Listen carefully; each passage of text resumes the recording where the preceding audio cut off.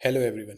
I welcome you to this video जहाँ पे आज हम एथिक्स के जो डायमेंशंस में नॉर्मेटिव एथिक्स थे and various school of thoughts होते हैं उनको हम डिस्कस करने वाले हैं। उसी के साथ साथ हम बहुत सारे थिंकर्स को भी डिस्कस करेंगे। So first, what is normative ethics? Basically बहुत सिंपल है। These are those norms, these are those set of prescriptions which helps us in taking decisions of what action is right and what action is wrong. अब इसी normative ethics के अंदर बहुत सारे school of thought आते हैं जो आज के हमारा वीडियो का मेन टॉपिक है। For example deontological ethics, teleological ethics, virtue ethics, justice ethics, right based ethics. So अभी एक ब्रीफ बता रहा हूँ, इन सब को I will be explaining in a very detailed manner. So अभी ब्रीफ में ये बता रहा हूँ कि deontological ethics, it deals with the means, it is means oriented. It does not care about what is the consequence, it only focuses on the means. तो अगर आपके मीन्स एथिकल हैं then your action is ethical. Where as ये है teleological approach, इसमें क्या बोलते हैं, इसमें मीन्स पे फोकस नहीं है, इसमें एंड्स पे फोकस है कि if your end is ethical then your action is ethical. And then there is virtue ethics. Virtue ethics focuses on character. Justice ethics focuses, simply नाम से ही समझ में आ रहा है कि if the justice is delivered then the conduct is ethical. And then right based ethic, it talks about upholding the rights of the individual. ये दो मैं आपको शायद किसी और लेक्चर में समझाऊंगा। आज हम इन तीन को बहुत ब्रीफली डिस्कस करेंगे, सॉरी बहुत डेप्थ में डिस्कस करेंगे। सो पहले एक एग्जांपल से मैं आपको डियोंटोलॉजिकल, टेलियोलॉजिकल और वर्च्यू एथिक्स समझा देता हूँ। सो let's take an example of Netaji Subhash Chandra Bose and his action. अब इनका गोल क्या था? हिज गोल वॉज कि यार इंडिया को इंडिपेंडेंस दिलवानी है, which is the greater good. बहुत बड़ी चीज़ है। गोल एथिकल है इनका कि लोगों का भला ही हो रहा है इसमें। So his goal is ethical, हम कह सकते हैं। अब नेताजी सुभाष चंद्र बोस ने इस गोल को अचीव करने के लिए क्या किया? सर्टन एक्शंस उन्होंने लिए होंगे। इसमें ही वेंट एंड इन्होंने जापान गए थे एंड जापानीज आर्मी के साथ अलायंस करी थी कि आप मेरी मदद कीजिए। सो बेसिकली उससे क्या होता? उससे ये होता कि कहीं ना कहीं इनके जो एक्शंस थे उस एक्शन में वॉयलेंस होता, क्योंकि मिलिट्री इन्वॉल्व होती। तो बनी सी बात है, वॉयलेंस तो होता ही होता ना। अब इस अगर इन सुभाष चंद्र बोस जी को हम अलग अलग स्कूल ऑफ थॉट से देखते हैं। सबसे पहले हम देखते हैं टीलियोलॉजिकल अप्रोच से, जो कहता है कि एंड्स, जो एंड पे फोकस करता है। सो फॉर एग्जांपल, अगर टीलियोलॉजिकल अप्रोच से हम देखेंगे तो टीलियोलॉजिकल अप्रोच को कोई लेना देना नहीं है इस बात से कि whatever your means. If your ends are justified, if your ends are ethical, then your action is ethical. So what was Netaji's end या कॉन्सिक्वेंस या गोल क्या था उनका? His goal was to achieve independence for a nation, और वहाँ के करोड़ों लोगों का भला हो, उनका डेवलपमेंट हो पाए। सो टेलियोलॉजिकल अप्रोच क्या बोलेगा?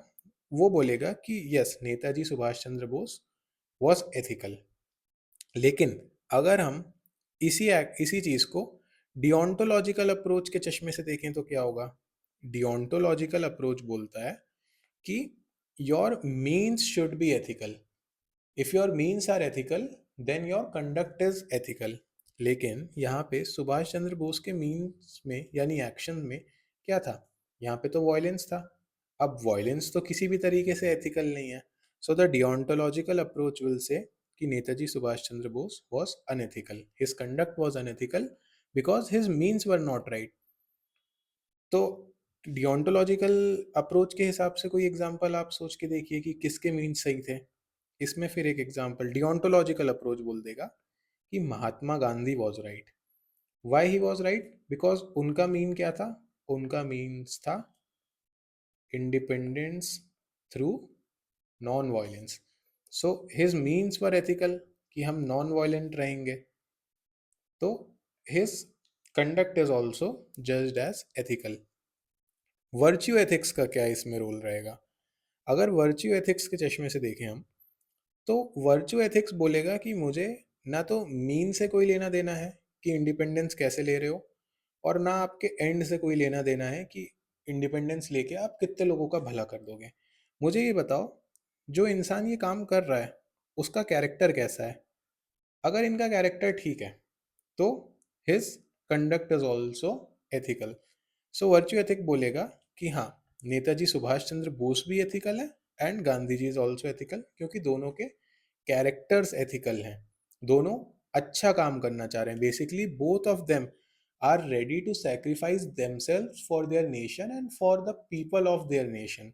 तो दिस इज अ बहुत ही एथिकल थिंकिंग है ये, कि दूसरों के लिए इतना वो सोच रहे हैं। So yes, they uphold a great character, तो उनका कंडक्ट भी एथिकल कंसिडर किया जाएगा।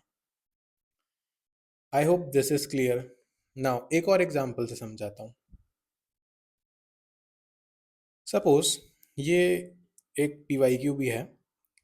सुनील एक आईपीएस ऑफिसर है एंड ही इज, इनको एसपी बना के भेजा गया है XYZ डिस्ट्रिक्ट का। Now what is happening in this XYZ district is कि यहाँ पे कुछ लोग सैंड माइनिंग कर रहे हैं। They are basically sand mafias and they are very dangerous. तो जब सुनील को ये चीज़ पता चलती है कि उनके डिस्ट्रिक्ट में सैंड माइनिंग हो रही है, so he issues a notice to this sand mafia. तो सैंड माफिया अपनी सैंड माइनिंग का हिसाब किताब रोकने के बजाय और अपनी चोरी को जो है जस्टिफाई करने की ट्राई करते हैं।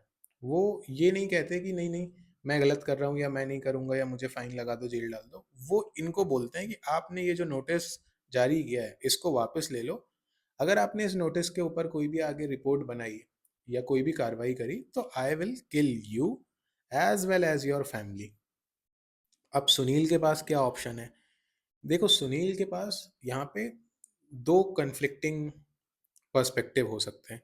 एक तो सुनील का अपनी ड्यूटी के प्रति एक एंगल हो सकता है एंड एक एंगल हो सकता है अपने फैमिली के प्रति, basically for his private life and for his personal life. अब प्राइवेट लाइफ में व्हाट इज हिज ड्यूटी कि भाई आप ये सैंड माइनिंग जो हो रही है इसको बंद करवाइए, और जो लोग ये कर रहे हैं put them behind the bars. लेकिन ऐसा करने में क्या हो रहा है? ऐसा करने में आपकी फैमिली पे थ्रेट आ रहा है। So you also have a responsibility and duty towards your family कि आपको इनकी सेफ्टी भी इंश्योर करनी है। यू कांट से कि मैं तो नहीं, मैं तो अपने फ़र्ज़ के लिए काम करूँगा, फैमिली मरती है तो मरे। आप ऐसा नहीं कर सकते। देन आप ये भी नहीं कह सकते कि मैं तो अपने फैमिली के लिए काम करूँगा, फ़र्ज़ मर जाए तो मर जाए। You have to make a balance between both. So अभी फॉर करेंटली अभी हम ये नहीं डिस्कस करते कि इनके पास क्या-क्या ऑप्शंस हैं। अभी हम एक चॉइस जो इन्होंने ऑप्ट की है, उसको डिस्कस करते हैं और उसको देखते हैं अलग-अलग एथिकल अप्रोचेस के नज़रिए से। सो सुनील डिसाइड करते हैं कि यार मैं ट्रांसफ़र ले लेता हूँ, यहाँ रहने का कोई फ़ायदा नहीं है, फैमिली जा सकती है, मतलब फैमिली को खतरा है और ये मुझे काम नहीं कर पाऊंगा मैं यहाँ पे, तो मैं ट्रांसफ़र ले लेता हूँ, it will be better for me. अब अगर डिओंटोलॉजी के अप्रोच से हम देखें तो डिओंटोलॉजी क्या कहेगी? ये इनका ट्रांसफ़र लेना जो एक चीज़ है, हम बस इसको जज कर रहे हैं from various perspective, from various school of thoughts. So deontology कहेगी कि दिस ट्रांसफ़र इज अनएथिकल। अब अनएथिकल क्यों है? क्योंकि डिओंटोलॉजी बात करती है अबाउट ड्यूटी। वो कहती है कि आपको अपना काम सही से करना है ना? सो आप यहाँ पे तो technically you are running away from your duty. So how will it be considered ethical? So not doing duty, because he is not doing his duty, and deontology focuses on the right means. Right means क्या होता है कि आप अपनी duty सही तरीके से करें, वो आप नहीं कर रहे हैं तो आपका कंडक्ट अनएथिकल होगा। सो एज पर डिओंटोलॉजी, ये सुनील का conduct will be unethical. Now let us see from the aspects of teleological ethics. Teleological ethics क्या बोलेगा? ये बोलेगा कि नहीं, आपका कंडक्ट अनएथिकल है। Why is your conduct unethical? अब देख लेते हैं इस चीज को। सो सपोज आपने ट्रांसफर ले लिया, मतलब सुनील ने ट्रांसफर ले लिया। What will happen post his transfer? First point देखते हैं। एक पॉजिटिव पॉइंट है कि यार उनकी फैमिली सेफ हो जाएगी, and I think that is the only positive point इस पूरे केस में, कि his family and he himself, they will be safe. So this is a positive point. अब टेलियोलॉजी तो एंड्स पे फोकस करता है, सो उनकी तो एथिकल मॉरल ऑब्लिगेशन और ड्यूटी ये भी थी ना कि अपनी फैमिली को बचाना है। और एंड क्या हुआ इस चीज़ का, कॉन्सिक्वेंस क्या हुआ कि फैमिली तो बच रही है। बट इसके अलावा भी हमें एक थोड़ा सा ओपन पर्सपेक्टिव और रखना पड़ेगा। हमें देखना पड़ेगा कि इस चीज़ के कुछ नेगेटिव डायमेंशन भी तो हो सकते हैं।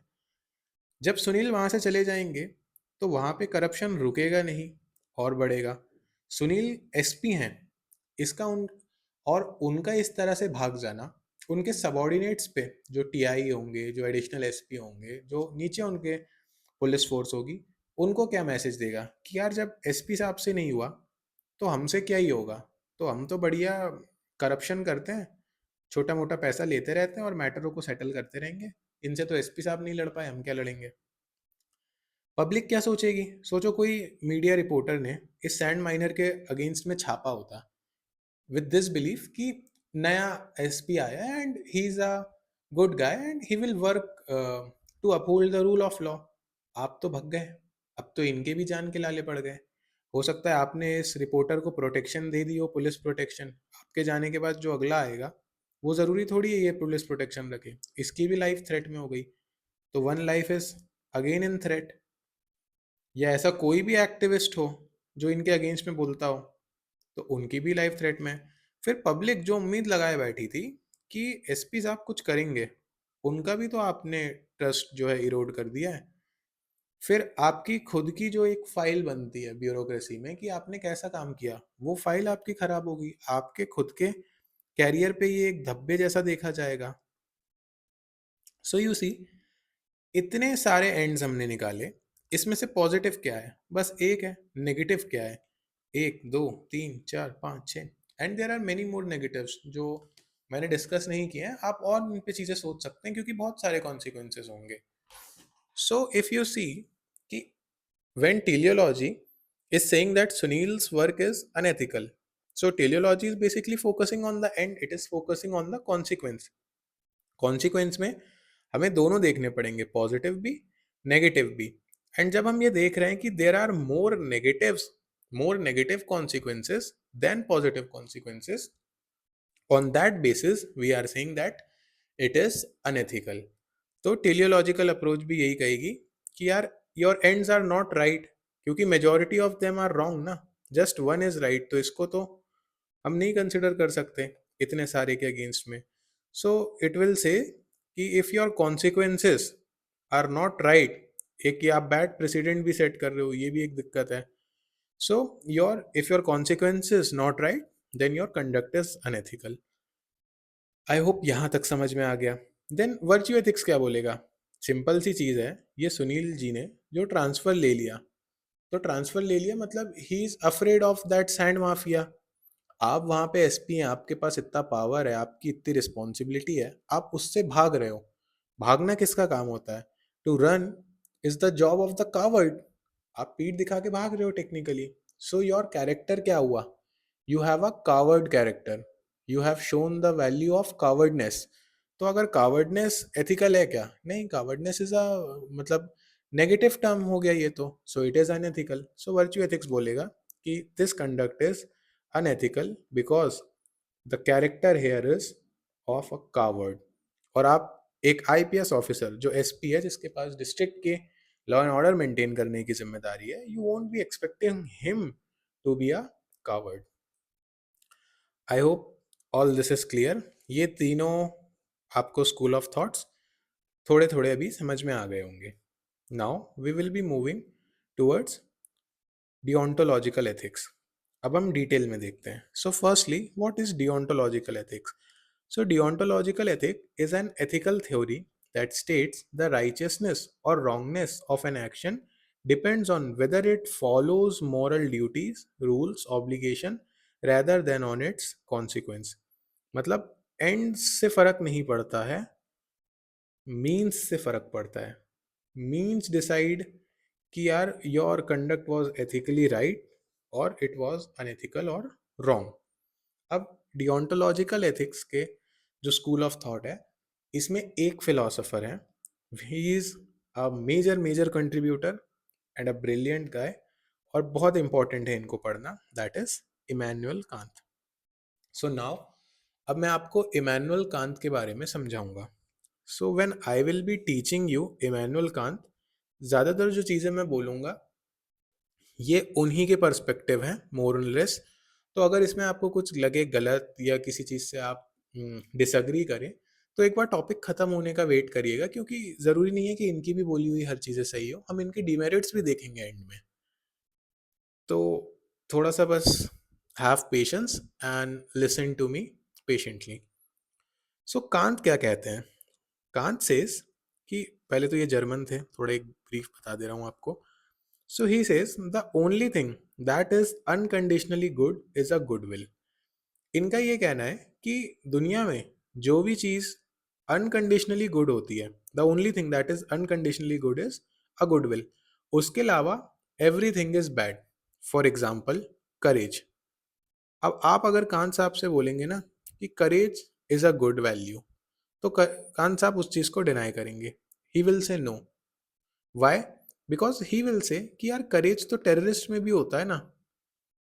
एक सुसाइड बॉम्बर खुद मर रहा है, भले ही कित्तों को लेके मर जाए, लेकिन वो करने के लिए भी तो करेज लगता है ना. सो कांत विल से कि नहीं, ये it is not a good will. Then you will say कि यार love it is a good value. तो Kant will deny, again deny. वो कहेंगे नहीं. आपने वो एक केस सुना होगा कि देयर वॉज अ फैमिली कोई से टाउन में, एंड एक दिन अचानक से सुबह उनके घर पे जब लोग गए तो दरवाजे वरवाजे सब बंद थे. फिर लोगों ने जब जाके गेट तोड़ के अंदर देखा तो it was a family of 11 people and they all were hanged on the roof. ये सब ने सुसाइड कर लिया था, या बेसिकली जो भी किया था, देयर बॉडीज वर हैंगिंग. इसकी जब कहानी पता करी तो पता चला the man of the Elder person, जो भी डिसीजन मेकर थे इस फैमिली में, ये सब इन्होंने अपने बच्चों के प्यार में, for the love of his child, कि यार उनको मोक्ष मिल जाए इस दुनिया के तामझाम में, उन्हें नहीं उलझना पड़े. So for the benefit of his kids, उसलिए उन्होंने ये बलिदान दिया था. And he did some ritual practices and all, and उस वजह से ये सब 11 के 11 लोगों ने एक साथ फांसी लगा ली थी, सो दैट इनको मोक्ष मिले. So this man did for his family and for his kid, in what feeling? In the feeling of love. But ये भी तो गलत हो गया ना एक तरीके से. सो कांत कहेंगे कि नहीं, कांत उसी चीज पे स्टिक करेंगे कि the only thing that is unconditionally good is a goodwill. बाकी तो ये लव में भी कंडीशन लग जाती है, करेज में भी कंडीशन लगा दी कि भाई टेररिस्ट का करेज हुआ फिर क्या करोगे, फिर तो गलत हो जाएगा ना. तो अनकंडीशनली कुछ भी गुड नहीं होता, सिर्फ एक चीज अनकंडीशनली अच्छी होती है, दैट इज गुडविल. अब what is this goodwill? So Kant says the goodwill is the free and rational choice to act according to the moral law, motivated solely by respect for that law rather than by personal desire. इस चीज का क्या मतलब है? कुछ पहले keywords हैं वो समझते हैं. सो बेसिकली ही इज सेइंग कि एक आपकी फ्री रैशनल चॉइस होनी चाहिए, आपके मॉरल लॉ के हिसाब से आपका एक्शन होना चाहिए, और ये एक्शन इसलिए नहीं आप करो. फॉर एग्जाम्पल मैं जैसे बताऊं कि आप पढ़ाई इसलिए नहीं कर रहे हो कि आपको कोई मारेगा आके, आप पढ़ाई इसलिए कर रहे हो क्योंकि आपको अंदर से एक फीलिंग आती है कि यार ये ज़रूरी है एंड इट इज़ नेसेसरी, मुझे अपने करियर पे फोकस करना है. आपको कोई मार नहीं रहा है, no one is forcing you to watch this video, but you are watching because you want to gain knowledge. So ये तो एक एग्जाम्पल था. फर्स्टली ये फ्री क्या है? फ्री इज फर्स्ट कि आप कोई प्रेशर के अंडर में एक्ट नहीं कर रहे हो. एंड दिस फ्री विल, जो फ्री विल है, it relates to the veil of ignorance of John Rawl. अब मैं ये व्हील ऑफ इग्नोरेंस, व्हील मतलब पर्दा, veil of ignorance of John Rawl बताता हूँ, इससे आपको चीज़ें और समझ में आएंगी. याद रखिएगा ये व्हील ऑफ इग्नोरेंस का कॉन्सेप्ट जॉन रॉल का था. इमैनुअल कांत का नहीं था, मैं सिर्फ फ्री विल क्या होती है उसको एक्सप्लेन करने के लिए इनकी थ्योरी और इनका एग्जाम्पल यूज कर रहा हूँ. So John Rawl set, suppose there are 6 people. ठीक है, 3, 4, 5, 6. These are not 6 people. आप ये मानो कि ये 6 bodies हैं. ठीक है, these are 6 bodies and you are somewhere here. आप अभी मान लो कि आप पैदा नहीं हुए हो, this is your soul. Now you don't know कि आप इन 6 लोगों में से, ये 6 हो सकता है, मतलब हो सकता है कि ये 6 अलग अलग लोग हैं, आप समझ लीजिए कि 6 अलग अलग घर में रहते हैं. Now you have no idea कि आप किस घर में बर्थ लेंगे, and you are being told to make laws for this particular society. तो आप मुझे बताइए, आप इस सोसाइटी में क्या चाहेंगे?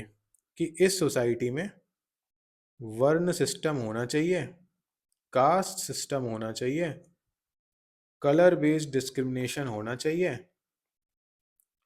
या आप इस सोसाइटी में चाहेंगे कि एक सेक्युलर सोसाइटी हो, एक डेमोक्रेटिक सोसाइटी हो, सेक्युलर सोसाइटी हो, डेमोक्रेटिक सोसाइटी हो, free of any form of discrimination हो, कॉन्स्टिट्यूशन हो, यहाँ पे फंडामेंटल राइट्स मिले. आप इन दोनों में से क्या चाहेंगे अगर इस सोसाइटी के लिए आपको रूल्स सेट करने हैं तो? क्योंकि अभी आपको नहीं पता है कि आप इनमें से किस घर में पैदा होंगे. यहाँ भी हो सकते हैं, यहाँ भी हो सकते हैं, यहाँ भी हो सकते हैं, यहाँ भी हो सकते हैं. Your soul can take birth in any of the houses of this society. तो आप क्या रूल्स चाहेंगे सोसाइटी के लिए? ऑब्वियसली आप ये चाहेंगे कि यार यहाँ पे कोई कास्ट बेस्ड डिस्क्रिमिनेशन नहीं हो, वो छूत अछूत वाला कॉन्सेप्ट ना हो, है ना, ऊंची जात नीची जात वाला कॉन्सेप्ट ना हो. क्योंकि अभी आपको पता नहीं है ना आप कहाँ जाओगे. आप अगर बोल दो कि कास्ट सिस्टम लगा दो, ब्राह्मण्स आर सुपीरियर, बाकी सब उनके नीचे, एंड अगर आप कोई शूद्र पैदा हो गए फिर, तो आप कभी नहीं लगाओगे ये कास्ट सिस्टम इस पॉइंट ऑफ व्यू से, क्योंकि अभी आपको कुछ पता नहीं है. सो देयर इज अ, एक पर्दा है, आपको पता नहीं है कि पर्दे के उस साइड मैं किधर जाने वाला हूँ. So there is a veil of ignorance. तो यू विल प्रेफर कि यार सोसाइटी डेमोक्रेटिक होनी चाहिए, सेक्युलर होनी चाहिए, डिस्क्रिमिनेशन फ्री होनी चाहिए, उसमें फंडामेंटल राइट्स मिलने चाहिए. तो इस तरीके की ही विल को कांत साहब कहते हैं कि it is a free will. Free will मतलब इसमें आपका कोई पर्सनल प्रेजुडिस नहीं छुपा है. हो सकता है जब आप ये सोच रहे हो, तब भी मान लो अगर मैं आपको ये ऑप्शन दे दूं कि मैं आपको बता दूं कि आप पिछले जन्म में ब्राह्मण थे, तो आपका तो एक प्रेजुडिस रहेगा कि यार मैं तो अपर कास्ट था, तो मुझे वापस से अपर कास्ट में भेजो. पर जब मैंने ये कंडीशन रख दी कि अभी पता नहीं है आप किस घर में जाओगे, हो सकता है ये घर अपर कास्ट का हो, मगर ये 5 6 बचे 5 घर अपर कास्ट नहीं है, ये लोअर कास्ट है, और अभी कोई आइडिया नहीं है आप किधर जाने वाले हो, तो भी आप बोलोगे कि नहीं, अच्छा मेरा प्रेजुडिस गया भाड़ में, नॉन डिस्क्रिमिनेटरी सोसाइटी होनी चाहिए, कि भाई अगर इधर अटक गया तो दिक्कत हो जाएगी. तो this is the free will, this is a rational choice कि आप बाकी चीज़ों को, अपने प्रेजुडिस को, अपने बायस को इग्नोर करके एकदम फ्री और रैशनल थिंकिंग से डिसीजन ले पा रहे हैं. So this is the free will. Now what he means by this moral law should be motivated solely by respect for that law rather than by personal desire. So, अब ये पहले तो ये moral law क्या है, पहले ये word समझ लेते हैं. एक एग्जांपल देता हूँ, फिर इससे ही समझ में आ जाएगा. अगर आप मान लो, moral law क्या है? moral law आप पे एक्सटर्नली इम्पोज नहीं है, ये आपका इंटरनली इम्पोज लॉ है, ये आपकी इंटरनल समझ है. आप रात को 12 बजे, आप रात को 1 AM पे गाड़ी से जा रहे थे, यहाँ पे रेड सिग्नल हो गया.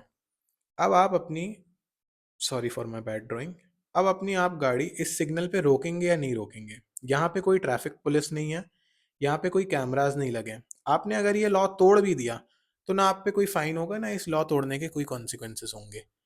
Now what is guiding you? अगर आप यहाँ पे रुकते हैं, सो it is not because of the fear of punishment कि यार फाइन लग जाएगा, पुलिस पकड़ लेगी. अगर आप यहाँ पे अभी रुके हैं, तो ये आपके इंटरनल कंसाइंस ने आपको रोका है.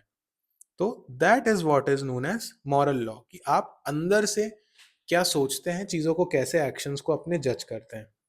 सो following traffic law even when no one was watching you, that is a moral law, that is a example of moral law.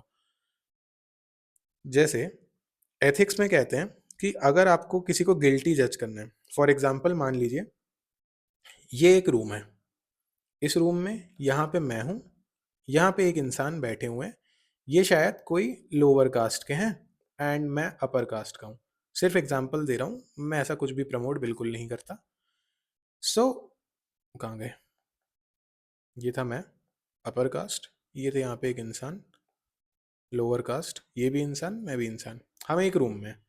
मैंने इनको देखा एंड अगर मैं अपर कास्ट का हूँ तो हो सकता है मेरे में कुछ ऐसी भावनाएं हों कि मैं कुछ ऐसा डिस्क्रिमिनेटरी थॉट आए मेरे दिमाग में, कि मैंने कुछ सोच लिया इनके बारे में बहुत गलत सलत दिमाग में, ठीक है, बेस्ड ऑन हिज कास्ट, वहां पे डिस्क्रिमिनेट कर रहा हूँ. लेकिन मैंने बोला नहीं, मैंने इनको कुछ बोला नहीं कि आप तो एक्स वाई जी हो, आप यहाँ कैसे आ गए, आपकी परछाई कैसे पड़ गई, मैंने ऐसा कुछ भी नहीं इनको बोला. तो अगर मैंने इनको कुछ बोला ही नहीं तो फिर लीगली कुछ मैंने गलत किया ही नहीं ना. तो लीगली क्या हुआ, legally am I guilty of anything? No. So legally am I ethical? Yes obviously, मैंने कुछ नहीं बोला. बट अगर आप मेंटली देखो कि मैंने मेंटल लेवल पे भी सोच तो लिया था ना, मनी मन में मैंने कास्ट कैलकुलेशंस कर ली थी.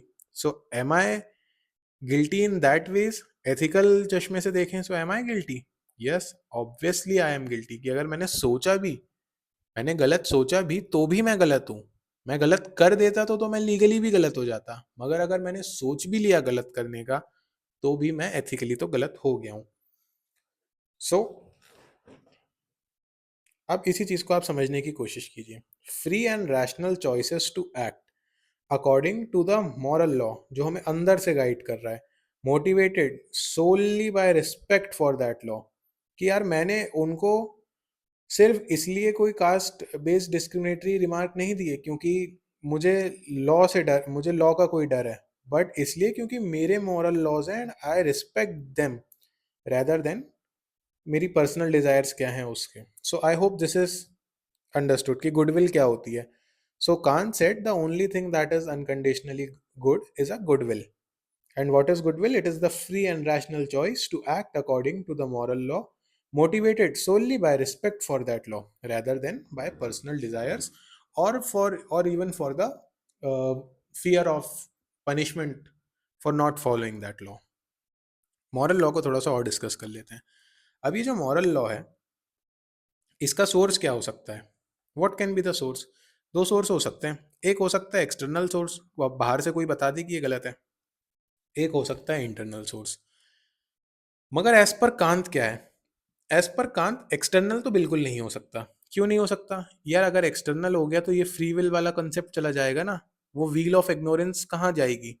अगर आपको बाहर से किसी ने बता दिया कि यू आर अ ब्राह्मण और आप इसी वाले ब्राह्मण फैमिली में ही बर्थ लेने वाले हो, तब तो आप कहोगे ना कि यार नहीं, वन सिस्टम ही होना चाहिए, कास्ट सिस्टम होना चाहिए.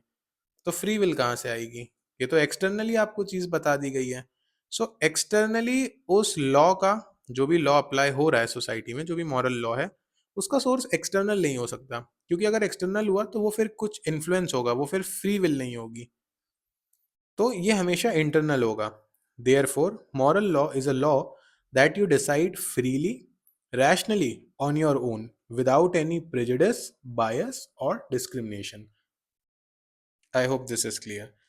कांट सेज कि moral law should be universal law. अब ये एक पैरामीटर भी है कि this act as a rational test for any moral law. वो कैसे? फॉर एग्जाम्पल, मतलब ये बेसिकली ये कहना, इनका इसका एक कीवर्ड याद रखना, कैटेगोरिकल इम्पेरेटिव. ये वर्ड याद रख लेना, मैं इसका मतलब समझा दे रहा हूँ ये कॉन्सेप्ट का, ये लिखना जरूर. So he is saying that moral law should become a universal law. We should act only in ways that we want to become universal law. अब इसको एक एग्जाम्पल से समझते हैं.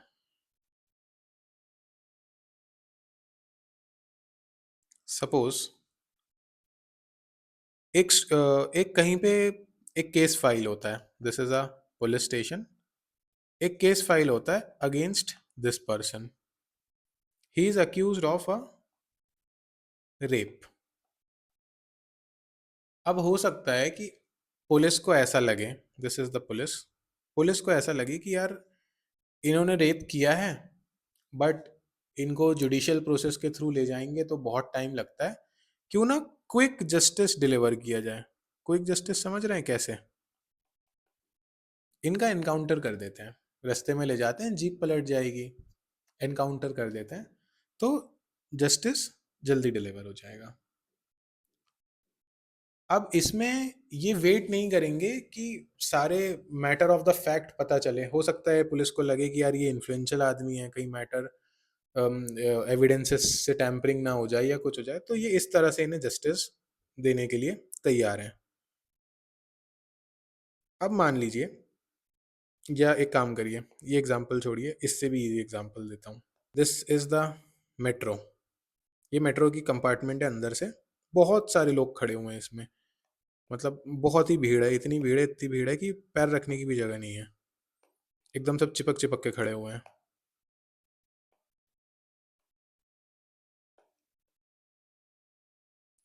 अब हो सकता है this is a female, metro में कुछ जर्क वर्क आया, तो ये जो इंसान है, दिस गाय, ये आगे थोड़ा सा, मतलब इनको पुश लगा और इनका हाथ वाथ इन मैम को लग गया।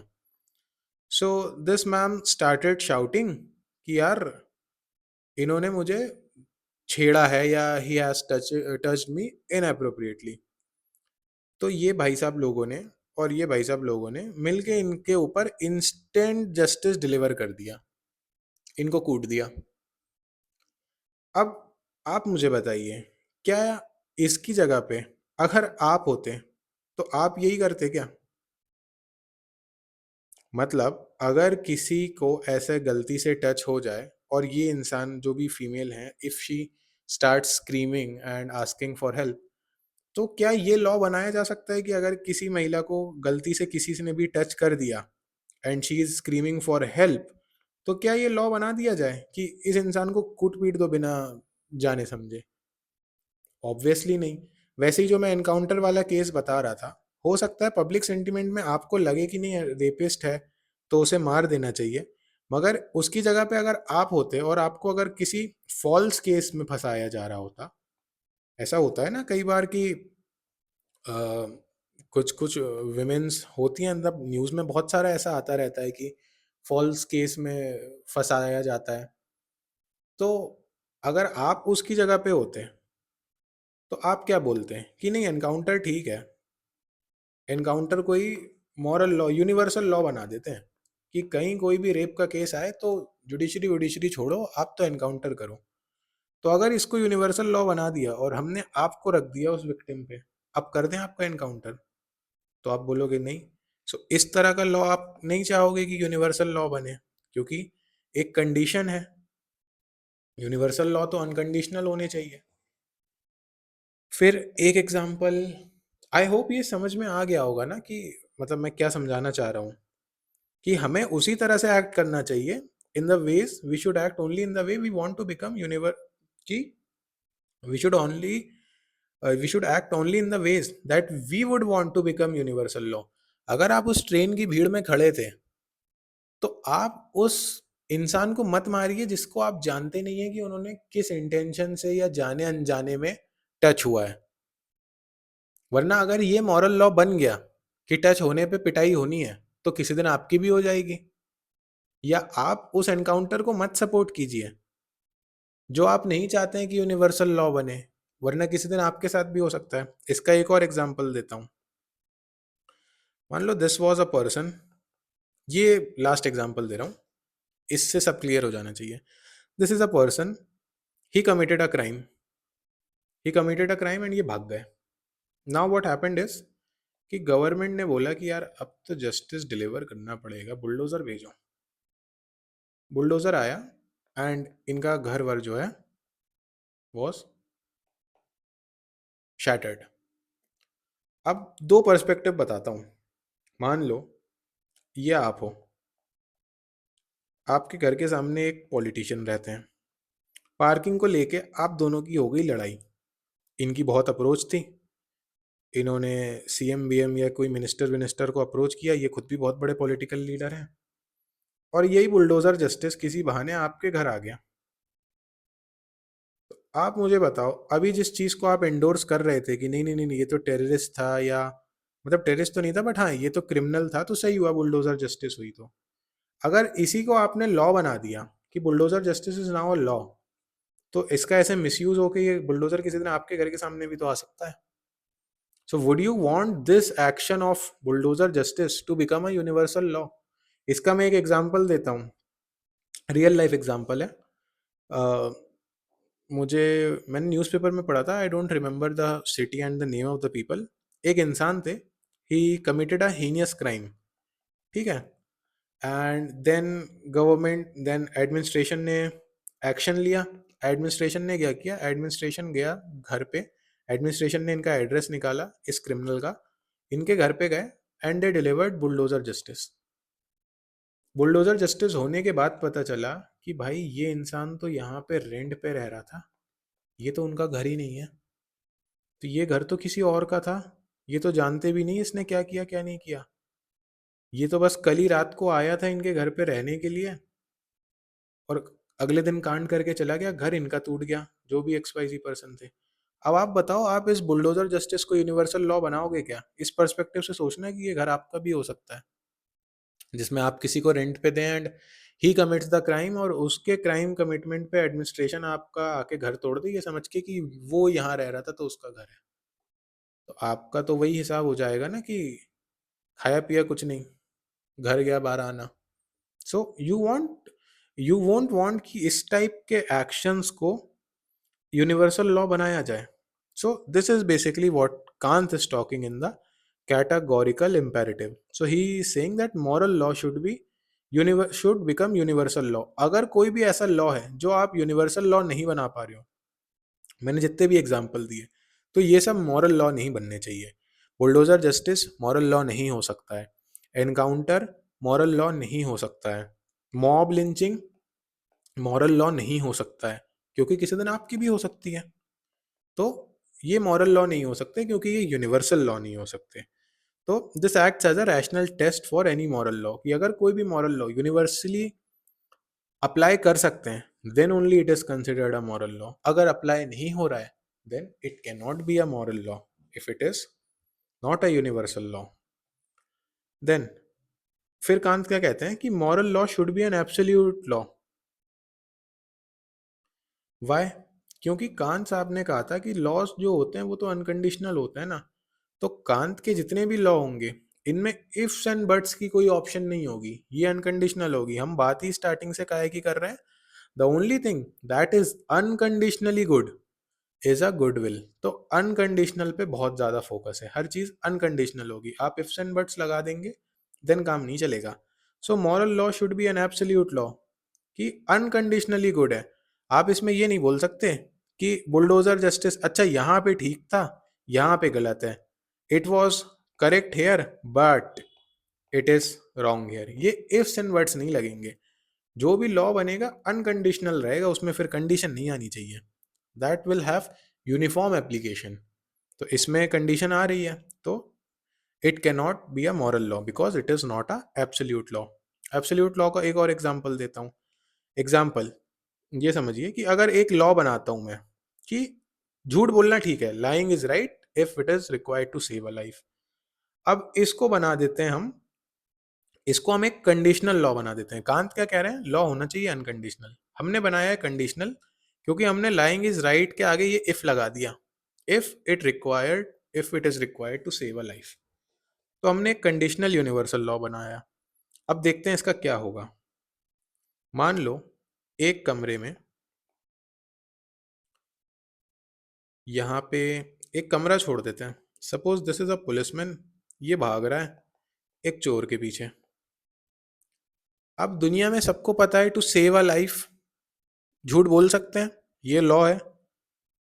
अब ये थोड़ी सी गली में ये आगे भग जाता है, और आगे भग के इस चोर को ना, बना ही देता हूँ, ये है पुलिस वाला, थोड़ा पीछे रह गया है, इधर रोड वोड है, बीच में घर वर है, ये थोड़ा दो तीन गली पीछे है, ये है चोर, और यहाँ पे है एक इंसान जिसका है घर। ये चोर इस इंसान को आके बोलता है मुझे बचा लो वरना पुलिस वाला मुझे मार डालेगा। तो ये इंसान क्या करते हैं, ये इस चोर को बोलते हैं ठीक है भैया जा मेरे घर में जाके छुप जा। तो चोर अब घर में जाके छुप गया। मीनवाइल ये पुलिस वाला चेस करते करते यहाँ आ जाता है। This policeman ask this person कि इनके हाथ में गन है, वो तो एनकाउंटर ही करने के लिए ढूंढ रहे हैं basically. He ask this person क्या तुमने उस चोर को देखा है? तो ये बोलते हैं कि मैंने नहीं देखा है। अब इस पुलिस वाले को पता है कि मेरे हाथ में गन है, मैं चोर का एनकाउंटर करने जा रहा हूँ। तो लॉ क्या था, पुलिस वाला भी जानता है कि ये इंसान झूठ बोल देगा जान बचाने के लिए। तो जब पुलिस वाले को पता है कि ये झूठ ही बोलने वाला है, तो क्या पुलिस वाला इस पे ट्रस्ट करेगा? क्या इसका लाई वर्क करेगा? His lying won't work. And if his lying is not working then आपका लॉ भी तो नहीं वर्क किया ना। झूठ बोलना सही था क्योंकि जान बच रही थी। आपका तो झूठ यूज ही नहीं हो पा रहा है ना आपका झूठ। तो झूठ से तो फायदा तब होगा कि जब अगला माने उस चीज को। अगले को तो पहले ही पता है कि आप झूठ बोल रहे हो। तो your lie is a waste and your law is also a waste. So lying is right, ये मैंने बता दिया। So this law won't work क्योंकि everyone knows that everyone will lie to save their known ones and in this condition no one will believe no one. कि भाई इसको पता है ना पुलिस वाले को कि ये इंसान तो झूठ बोलने ही वाला है, ये तो लॉ ही है झूठ बोलना। तो जब सब लोग झूठी बोलते हैं यही लॉ है, तो कोई किसी पे ट्रस्ट नहीं करेगा। तो पुलिस वाला इस पे ट्रस्ट नहीं करेगा, घर में घुस के देखेगा और इसे इंस्टेंट जस्टिस दे देगा। So the law is to lie, ये उसको पता है पुलिस वाले को, तो वो भरोसा ही नहीं करेगा। एंड व्हेन वन नोज कि the other person is lying, तो lying won't work and therefore your law will also not work. So ऐसा लॉ जो काम ही नहीं करता आप उसको मॉरल लॉ बना ही नहीं सकते। वो क्योंकि वो एब्सोल्यूट लॉ है ही नहीं, वो कंडीशनल लॉ है। कंडीशन लगा दिया था ना, कंडीशन लगाया इसलिए ये वर्क नहीं किया। वर्क नहीं किया तो ये मॉरल लॉ नहीं बन सकता। आई होप दिस इज क्लियर। एक और एग्जांपल देता हूँ। जैसे ये इंसान है, इन्होंने पहले खुद ही कचरा फैलाया, कचरा था नहीं साफ रोड था यहाँ पे, कचरा फैलाया, झाड़ू लेके आए, झाड़ू मारी दो तीन, और वो फोटो लेके इन्होंने एफबी और इंस्टा पे डाल दिया। अब इस चीज को बोल सकते हैं क्या कि ये सही कंडक्ट है? नहीं, क्योंकि इट इज बिकॉज ये जो लॉ, जैसे हमने एक पॉइंट यहाँ पे डिस्कस किया था कि you need to follow the law, the moral law. इसमें मोटिवेशन होना चाहिए solely by the respect for that law rather than personal desires. तो ये लॉ क्यों काम नहीं, मतलब ये law why it is not Kant के हिसाब से ठीक चीज? बिकॉज यहाँ पे आप जो चीज फॉलो कर रहे हो ना, यहाँ पे आपका एक पर्सनल डिजायर है कि यार मेरे फॉलोअर्स बढ़ेंगे, मैं बताऊंगा कि मैं तो बहुत साफ सफाई रखता हूँ एंड ऑल दोज थिंग्स। मैं उसके लिए सफाई नहीं कर रहा हूँ कि सफाई करने के लिए सफाई कर रहा हूँ। I am doing cleaning for the sake of showing off. So basically he is following law not for the respect of law but for his personal desire. तो ऐसी चीज गुडविल नहीं बन सकती। जब ये गुडविल नहीं बन सकती तो ये मॉरल लॉ क्या बनेगी? आई होप दिस इज क्लियर। एक और एग्जांपल समझा देता हूँ एनकाउंटर का। मान लीजिए आप आप एक एसपी हैं, you are a SP of a district. आपका रिकॉर्ड है कि आपने अभी तक 40 नहीं, आपने 99 एनकाउंटर कर दिए। हाइपोथेटिकल है पर मान लो ठीक है, आप तो बहुत ही डायनामिक ऑफिसर हो, आपको यूपी बिहार में पोस्टिंग दे दी थी एंड यू डिड 99 एनकाउंटर। सारे क्रिमिनल्स थे। बिल्कुल भी ये मत सोचना कि इनमें से एक हाथ भी ठीक ठाक था, क्या नहीं, मैं बता रहा हूँ एग्जाम्पल में। अब एग्जाम्पल की कंडीशंस मैं ही सेट करूंगा ना, मेरा एग्जाम्पल है। सारे मतलब क्या बोलते हैं हीनियस क्रिमिनल्स थे सारे के सारे, और मतलब सब पे 10 से ज्यादा मर्डर्स प्रूव्ड थे। आपने उन सबका इनकाउंटर कर दिया। अब आप एसपी से हो गए हो प्रमोट, आप बन गए हो एसएसपी।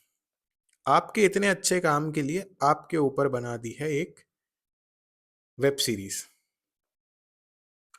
अब वेब सीरीज का जो डायरेक्टर है ये वेट कर रहा है कि आप अपना 100 एनकाउंटर कब करोगे, क्योंकि उसने वेब सीरीज का नाम रखा है सेंचुरी। अब ये वेट कर रहे हैं कि भैया 100 एनकाउंटर हो तो हम वेब सीरीज लॉन्च करें। अब इसके बाद एसएसपी बने हो तो आप आ गए मान लो पटना। यहाँ पे आपकी डीलिंग उतनी हो ही नहीं रही है क्रिमिनल से। आप मान लीजिए आपको जो डिपार्टमेंट दिया गया है या आपका जो भी होता है, मतलब पुलिस में भी एक ऑफ फील्ड या कुछ जो टेबल या जो डेस्क जॉब वाला कुछ डिपार्टमेंट होता है, आपको वहाँ एज एसएसपी रखा हुआ है। अब आप तो सवा इनकाउंटर करने के लिए आपको कोई मिल ही नहीं रहा है। आप क्या करेंगे? आपको ये डायरेक्टर फोन करके कह रहा है सर कुछ करिए, पिक्चर इतनी बन गई है, पैसा लग गया है, रिलीज होनी है। वेब सीरीज की हीरोइन बोल रही है सर सेंचुरी मार दीजिए। वहाँ का जो न्यूज़ है, जो मीडिया है, वो प्रेशर डाल रहा है कि क्या हुआ, मतलब आप ढीले पड़ गए हो क्या एसपी साहब? एक प्रमोशन मिल गया तो आप शायद ठंडे हो गए, अब आप जस्टिस वगैरह नहीं कर पा रहे हैं। तो अब आप क्या करोगे? आप कहोगे भाई अब तो बहुत ज़्यादा प्रेशर बन गया, एक काम करते हैं किसी को भी उठाओ और इंस्टेंट जस्टिस डिलीवर कर दो, बाद में देखा जाएगा कि क्या सही है क्या गलत है। तो पहली बार आपने एनकाउंटर किया था, एक कंडीशन लगा दी थी ना, ये करेक्ट था कंडीशनली कि यार पहले 99 करेक्ट थे कंडीशनली, क्योंकि मैंने कंडीशनल लगाई थी कि ये सारे क्रिमिनल्स हैं। मगर धीरे धीरे ये एनकाउंटर तो नॉर्म बन जाएगा, बाद में आप इसका मिसयूज कर दोगे, आप बाद में बोल दोगे कि किसी को पकड़ के मार दिया, अपनी पिक्चर रिलीज करवानी थी, प्रमोशन चाहिए था, मीडिया में इमेज बनानी थी, तो हो सकता है आप उस चीज का मिसयूज कर दो। So things should be unconditional. That is what Kant is saying. क्या होता है इसमें, एक ये डिमेरिट होता है कि अगर आप कंडीशनल रहोगे ना, so there is chances of slippery slope. हो सकता है आपने एक बार सिग्नल तोड़ा, आपको किसी ने कुछ नहीं बोला, आपने दो बार तोड़ा, आपको किसी ने कुछ नहीं बोला। अब आप ये, अच्छा एक मिनट रहने देते हैं। ये सिग्नल वाला एग्जांपल जाने दो, ये दूसरा एग्जांपल है, it will not apply in this case. I hope यहाँ तक क्लियर है। लेट अस सी कांत आगे क्या बोल रहे हैं। Kant is saying, he says that always act in such a way that you treat humanity, whether in your own person or in the person of other, as an end in itself, never merely as a mean. So basically he's telling us to treat humanity as an end and not as a mean. इसमें human dignity की value को वो signify कर रहे हैं। इसको मैं समझाता हूँ क्या है। So basically Kant is saying कि यार, मैं एक एग्जाम्पल से बताता हूँ कि जो ह्यूमैनिटी है ना, उसको आपको एंड के जैसा देखना चाहिए। सॉरी, एंड के जैसा नहीं, मीन के जैसा देखना चाहिए, ना कि एंड के जैसा। फॉर एग्जाम्पल, जो मैनुअल स्कैवेंजर्स हैं, 97% ऑफ देम आर दलित। ऐसा क्यों है कि ये दलित ही कर रहे हैं? बिकॉज इस वर्क को और इन लोगों को we are treating as merely means, कि सिर्फ मीन्स मतलब हमारा काम निकल जाए, तो इसलिए हम इनसे करवा रहे हैं। वरना इसमें अपर कास्ट के लोग क्यों नहीं है? Why is 97% manual scavenger Dalit क्यों है ये? क्योंकि we are not treating them as ends. हम ह्यूमन डिग्निटी उनकी मिसिंग है यहाँ पे। हम ये नहीं देख रहे हैं कि वो काम जो हो रहा है उसमें ह्यूमन डिग्निटी को किल किया जा रहा है। This is not to be done by, मतलब done the way it is happening. उनके पास ना गियर्स होता है ना कुछ होता है, उनको उतार देते हो आप, चेम्बर्स में उतार देते हो, सीवेज टनल्स में आप उनको उतार देते हो, बिना सेफ्टी के, बिना गियर्स के। बहुत हजार्डियस गैसेस उसमें होती हैं and they are working inside it. तो क्या ह्यूमन वैल्यू की कोई लाइफ, मतलब ह्यूमन लाइफ की कोई वैल्यू नहीं है क्या, कि बस उसको भेज दिया? और क्यों भेज दिया? Why? Because he is from the lower caste, उनका तो काम ही यही है करना। यहाँ पे आप किसी अपर कास्ट वाले को क्यों नहीं भेज रहे हो? So that is the question, क्योंकि आप, you are treating them merely as means, not as end. आपने ह्यूमन डिग्निटी की वैल्यू को मार डाला है। इसका एक और एग्जाम्पल होता है, जब लोग लबासना जाते हैं, so what do they do, कि अगर किसी का घर है, suppose their home town is in Madhya Pradesh, उनको कैडर एलोकेट हो गया है नॉर्थ ईस्ट, मिजोरम। अब what he will do, he will find someone जिनका एमपी कैडर अलॉट हुआ हो, and they will approach this person कि यार आप मुझसे शादी कर लो। उससे क्या होगा कि दोनों को जो है होम टाउन एमपी मिल जाए, मतलब कार्डर एमपी मिल जाएगा, क्योंकि ये कुछ पॉलिसीज होती हैं। सो कार्डर चेंज करवाने के लिए मैरी कर लिया। सो यहाँ पे भी क्या हो रहा है, you are treating marriage as a as merely as a mean, not an end. अरे मैरिज इसलिए थोड़ी होती है भाई, ये आप सिर्फ ट्रांसफर करवाने के लिए कर रहे हो। Treating it as a end, not as a mean. Marriage में अगला इंसान इन्वॉल्व होता है, द पर्सन इज इन्वॉल्व, उनकी फैमिली इन्वॉल्व होती है, 100 चीजें होती हैं, उन सबको तो आपने छोड़ ही दिया। तो you are not treating them as an end, आप ह्यूमैनिटी जैसा ट्रीट ही नहीं कर रहे हो उसको, आप सिर्फ मीन्स जैसा देख रहे हो। ये तो हो गया first part, where Kant was saying always act in such a way that you treat humanity whether in your own person और द अदर पर्सन। तो अभी तो हमने अदर पर्सन देखा, ओन में कैसे देखेंगे? ओन में ऐसे देखेंगे, मान लो कोई एग्जाम है, कोई इंसान है जिसने बहुत सारे अटेम्प्ट दिए, एग्जाम में फेल हो गया, रिलेशनशिप में ब्रेकअप हो गया, जॉब चली गई, फैमिली में डिस्प्यूट्स हैं, बहुत सारी समस्याएं हैं। अब उसने 5 या 6 अटेम्प्ट दिए यूपीएससी के, उसका नहीं हुआ, सो ही कंसिडर हिमसेल्फ एज अनवर्दी। तो वो क्या सोचते हैं कि यार मैं सुसाइड कर लेता हूँ, कोई काम का नहीं हूँ मैं, मेरे जीने का कोई फायदा नहीं। So what he is doing, he is treating himself, his human dignity merely as a mean, not as an end. कि ये अपनी ही ह्यूमन डिग्निटी को वैल्यू नहीं कर रहे हैं, तभी ये स्टेप ले रहे हैं। अगर ये स्टेप, मतलब अगर ये ऐसा नहीं सोचते, तो he would have valued himself कि यार ये तो it just a part of the life ना, it is not the complete life. तो it is not significant also, my human dignity, my life, my human value, वो ज्यादा significant है। So I should treat that more importantly rather than these factor। so पर वो ऐसे यहाँ नहीं कर रहे हैं, सो basically he is treating himself merely as a mean, not as an end। so I hope this is clear। then Kant also says, मैं ये एक अलग अलग पॉइंट बताते जा रहा हूँ, I hope you are able to differentiate. मैंने कैटेगोरिकल इंपेरेटिव बताया उनका, then what is a good will, ये सारे कंसेप्ट्स हैं। वंस यू अंडरस्टैंड देम, इनको लिख लेना अपने पास, and then you can apply them on various case studies and conditions. और आप फिर जिस काम के लिए है कि आंसर लिखने में काम आएगा, उसके साथ ही साथ अपनी लाइफ में भी इम्प्लीमेंट करने का ट्राई करना। इट्स गुड, जो भी पॉजिटिव आपको जहाँ से भी मिले आपको कर लेना चाहिए। Okay, moving on to next. Kant says, always act in such a way that you are both legislature and legislated in the kingdom of end। अब ये kingdom of end को मैं पहले समझा देता हूँ क्या। kingdom of end बेसिकली एक वो स्टेट है जहाँ पे एंड्स मैटर कर रहे हैं। इसको अभी साइड हटा देते हैं, आप सिर्फ इसका मतलब समझिए। और कीवर्ड है इसमें रिक्वायरमेंट ऑफ रेसिप्रोसिटी, इसको प्लीज नोट डाउन कर लेना। मैं मतलब समझा दे रहा हूँ, जहां भी इस मतलब को आप अप्लाई कर पाओ वहां पे ये कीवर्ड लिख के चले आना, रिक्वायरमेंट ऑफ रेसिप्रोसिटी। तो वो क्या कहते हैं, आप हमेशा एक्शंस आपके ऐसे होने चाहिए कि आप दोनों पर्सपेक्टिव से सोचिए। फॉर एग्जाम्पल, मैं आपको सीएम बना देता हूँ, नहीं ये ज़्यादा हो जाएगा, मैं आपको डीएम बना दे मैं आपको डीएम बना देता हूँ। So you are the DM. Now आपको एक लॉ पास करना है। नहीं, लॉ पास करना तो फिर लेजिस्लेचर का ही काम है। चलो मान लो आपको एमपी बना दिया, member of parliament. You are a member of parliament, now you have to make a law. तो यार आप एक लॉ बनाने जा रहे हो, तो आपने ये देखा कि क्रिमिनल्स हैं, जस्टिस डिलीवर कराने में बहुत टाइम लगता है, लॉ बना देता हूँ बुलडोजर जस्टिस, जिसने कुछ भी किया उसके घर पे बुलडोजर पहुंचेगा, सीधा चल जाएगा।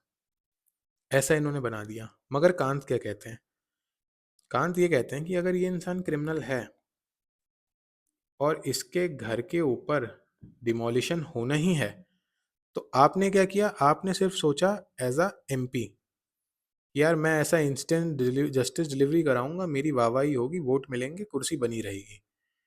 वॉट यू मिस्ड इज, आपने इस पर्सपेक्टिव से नहीं सोचा।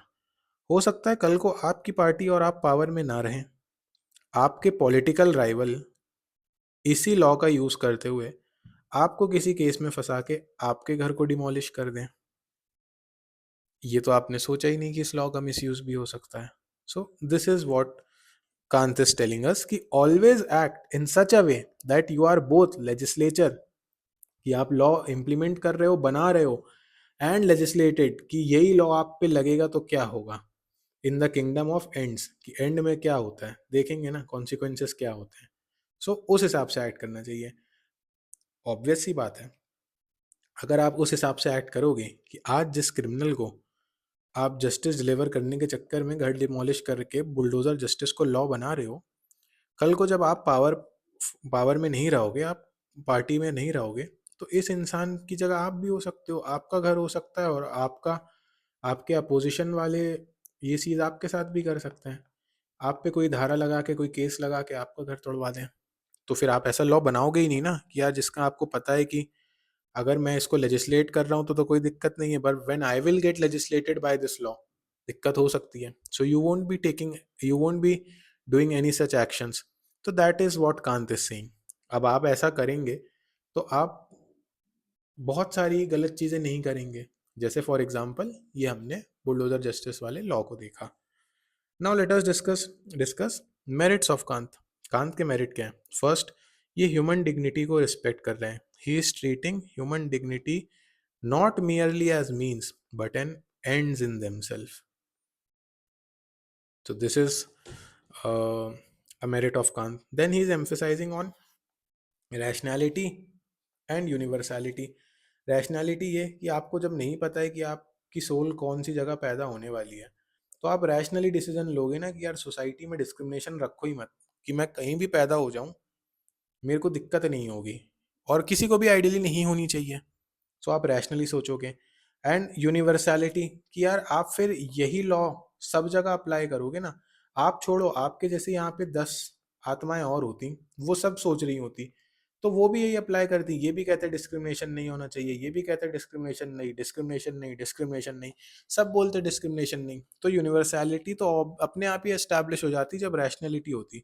सो कांत यही अज्यूम करते हैं कि अगर आप रैशनल सोचोगे तो सब लोग ना सेम ही जैसा सोच, एक ही जैसा सोचेंगे, और फिर वो जो एक थॉट प्रोसेस कंक्लूजन आप निकालोगे वो यूनिवर्सली एप्लीकेबल भी होगा.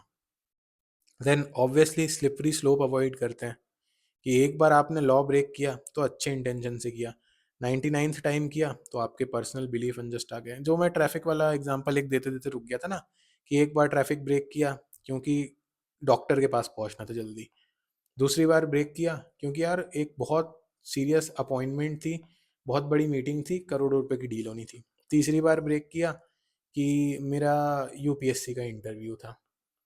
अब हो सकता है ऐसे करते करते मुझे आदत ही हो जाए, फिर तो मैं, मेरे लिए 10वीं बार तक तो मेरे लिए नॉर्मलाइज हो जाएगी ये चीज़, कि ठीक है यार मेरे में तो एटीट्यूड ही आ गया है कि कौन माने कायदे कानून, मैं तो ऐसे ही जाऊंगा. सो आप पर्सनल बेनिफिट के लिए करने लगोगे. या इसको ऐसे कह सकते हैं कि पहली बार जब मैंने ब्रेक किया था, तो मैं डॉक्टर के पास एक पेशेंट को ले जा रहा था जो मरने वाला था. अगर मैं उस सिग्नल पे रुकता तो ये मर जाता. तो अभी तो मैंने पर्सनल गुड के लिए नहीं, दूसरे के गुड के लिए, गुड इंटेंशन के लिए किया है. मगर दूसरी तीसरी 10वीं बार जैसे मैंने आपको बताया, आप अपने पर्सनल इंटेंशन के लिए करने लगोगे.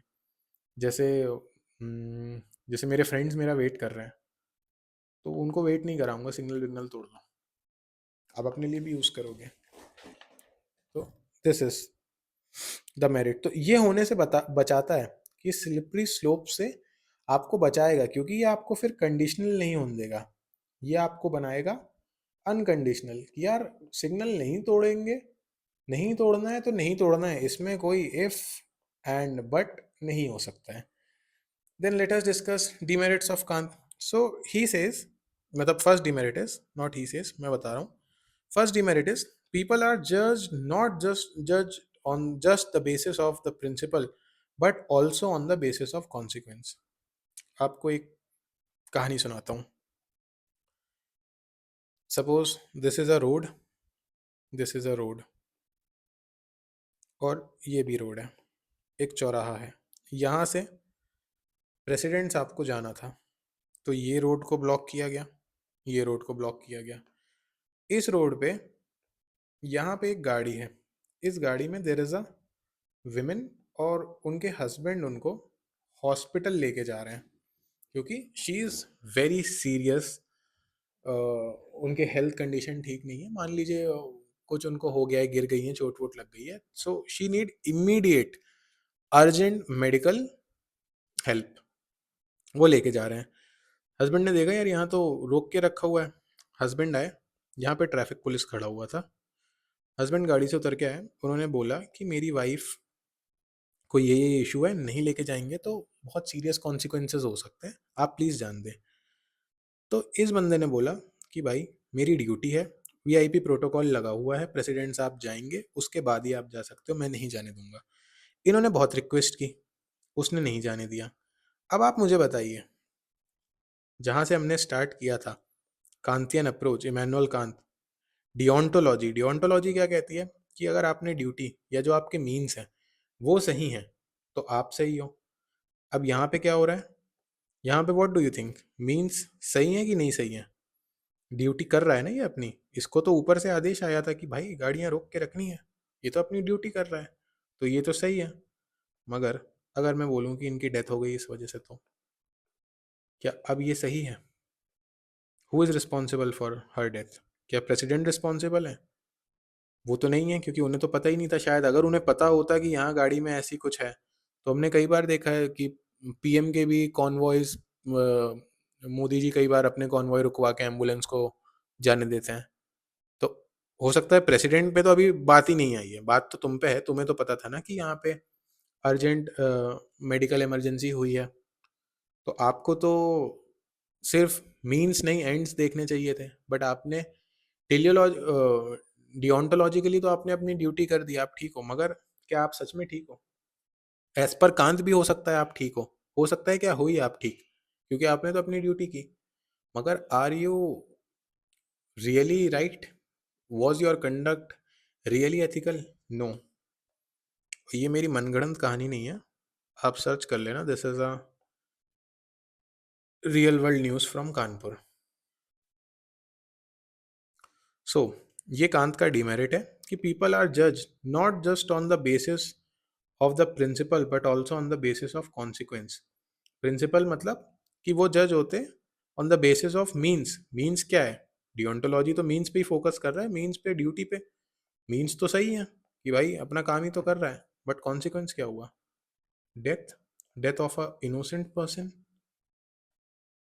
तो this is a demerit of Kant. Then there is, ये जो रिजिडिटी है can lead to inflexible moral rule. Again यही वाला एग्जांपल इसमें भी डाल सकते हो कि जो मॉरल रूल्स आपने बनाए कितने इनफ्लेक्सिबल हैं, ये कि आप इनको यार बोल सकते थे कि प्रेसिडेंट, आप अपने वॉकी टॉकी पे बात कर सकते थे कि प्रेसिडेंट का कॉन्वॉय कहाँ है, हो सकता है ये रोड आपने ब्लॉक कर रखी है, प्रेसिडेंट के कॉन्वॉय को अभी आने में यहाँ पे 5 मिनट लगे, तो आप 2-3 पुलिस वालों को बुला के इनको तो एटलीस्ट निकाल सकते थे, या आप चाहिए इनकी गाड़ी रुकवा लेते, आप अपनी गाड़ी में एक कांस्टेबल के साथ इनको भिजवा देते हॉस्पिटल।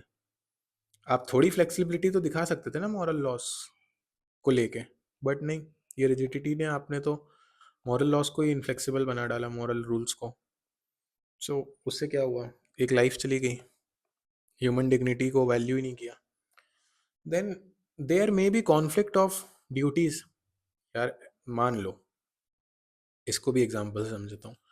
मान लो you are the chief information commissioner. अब आपके पास एक इंसान ने आरटीआई डाली, तो आपके, और जो इंफॉर्मेशन उसने मांगी है वो information under official secret act, आप चाहते हो कि मतलब you don't want that information to come out, या वो ऑफिशियल सीक्रेट एक्ट कहता है कि ये इंफॉर्मेशन नहीं देनी है, आरटीआई कहता है इस बंदे का हक है जानने का। तो अब एक कॉन्फ्लिक्ट हो गया है ना कि यार ये इंफॉर्मेशन को, मतलब अगर वो इंफॉर्मेशन अभी क्लासिफाइड नहीं है कि वो किस कैटेगरी में आती है, तो ये तो आप मैनिपुलेट भी कर सकते हो कि यार मैं इसको ऑफिशियल सीक्रेट एक्ट में डाल देता हूँ, नहीं बताऊंगा इसको। तो देर कैन बी कॉन्फ्लिक्ट ना, कि आरटीआई में आपको इन्फॉर्मेशन देनी है या ऑफिशियल एक्ट में वही इन्फॉर्मेशन आपको छुपा के रखनी है सीक्रेट एक्ट्स के थ्रू। सो ड्यूटी में भी कॉन्फ्लिक्ट आ सकता है। हो सकता है आप चीफ इंफॉर्मेशन कमिश्नर हैं, और इजी करता हूँ एग्जांपल, इस इंसान ने इंफॉर्मेशन मांगी है किसी पॉलिटिशियन के भ्रष्टाचार के बारे में कि एमपी लैड्स करके एक स्कीम होती है, इन्होंने इन्फॉर्मेशन मांगी है कि भैया उन्होंने एमपी लैड स्कीम में, खैर एमपी लैड्स की तो अवेलेबल रहती है, वो मान लो कोई स्कीम है, उसके बारे में इन्होंने इन्फॉर्मेशन मांगी है कि उस एक particular X Y Z member of parliament ने इत, कितने पैसों का क्या किया। अब आपको पता है कि आपके पास रिकॉर्ड है कि 100 करोड़ गवर्नमेंट से लिए थे, 2 ही करोड़ लगा है, बाकी का कल्याण कर दिया। आप चाहते हो कि ये इन्फॉर्मेशन इसको मिले ताकि इसके थ्रू ये सिटीजन्स तक पहुंचे, देश के सामने आए, लेकिन वो एमपी आपको फ़ोन करके बोल रहा है कि यार ये 90 में से ना 30 मेरे पास रखे हुए हैं, सोच रहा हूँ भिजवा दूँ आपको। तो अब टेक्निकली लीगली हर तरीके से आपके पास एक कॉन्फ्लिक्ट क्रिएट करने का रास्ता खुल गया है कि चाहूँ तो दे भी सकता हूँ, चाहूँ तो रख भी सकता हूँ। आप खुद ही डायलेमा में आ गए। सो कॉन्फ्लिक्ट क्रिएट हो जाता है ड्यूटीज के बीच में भी, एज पर द डेंटोलॉजिकल अप्रोच के थ्रू ही चलें तो। देन एक और डिमेरिट क्या है कि can't ignore the diversity of rational opinion. जैसा मैंने बोला ना कि कांत ये कहते हैं कि अगर सब लोग रैशनली सोचेंगे तो वो एक सारे लोग एक ही कंक्लूजन, एक यूनिवर्सल लॉ के एक ही सेम ही कंक्लूजन पे पहुंचेंगे, पर ऐसा नहीं होता है। So what he's saying कि Kant, if all human thinks rationally, they will come to same conclusion. But this is not necessary in real life. हो सकता है, इसका एक एग्जांपल बताता हूँ। हो सकता है ट्राइबल को आप एसिमुलेट ना करें खुद में, उनको आइसोलेशन में छोड़ें। ट्राइबल्स को वही चीज़ पसंद है। लेकिन जो डेवलपमेंट वाले लोग, जो कैपिटलिस्ट ले लेते हैं, जो कैपिटलिस्ट हैं, वो तो चाह रहे हैं ये ट्राइबल से जंगल खाली करवाओ भाई, यहाँ पे तो हमारे बेनिफिट छुपे हुए हैं।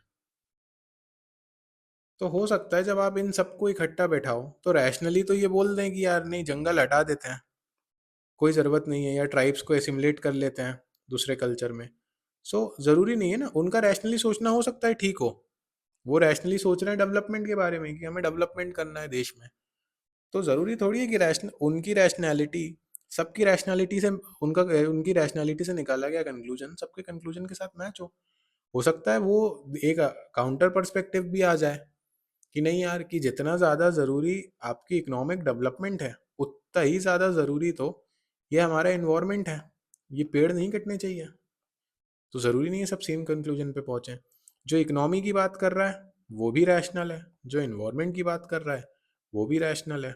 दोनों के बीच में एक मध्य मार्ग निकालना होगा। खैर उसकी तो बात अभी हम यहाँ पे नहीं कर रहे हैं, क्योंकि कांत तो कह ही रहे हैं ना कि सब अगर रैशनली सोचेंगे तो कंक्लूजन एक निकलेगा, पर नहीं, कंक्लूजन एक नहीं निकलेगा। कंक्लूजन मल्टीपल मल्टीपल पर्सपेक्टिव से भी निकल सकते हैं। So that is another demerit of Kant. I think will stop here. इस वाले लेक्चर के लिए इतना ही। In the next video I will be teaching you from teleological ethics onward, है ना, वहाँ से पढ़ाऊंगा मैं। Thank you.